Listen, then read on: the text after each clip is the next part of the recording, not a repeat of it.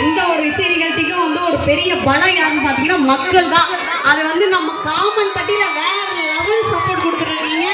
நம்ம எல்லாரும் கச்சேரி முடிஞ்சோடனே துண்டை போட்டு முடிய நல்லா வீட்டில் போய் காய வச்சுக்கலாம். அது ஒன்றும் பிரச்சனை இல்லை, யாருக்கு எந்த ப்ராப்ளமும் வராது. மீண்டும் ஒரு முறையாக இந்த நிகழ்ச்சி எங்களுக்கு வழங்கி இருக்கக்கூடிய மதிப்பிற்கு மரியாதைக்கு முடிய ஜெயன் சார் அவர்களுக்கு ஒரு பெரிய நன்றி. ஏன்னா ஜெயன் சார் நிகழ்ச்சியை பேசும்போதே பணத்தை பற்றிலாம் பிரச்சனையே இல்லை.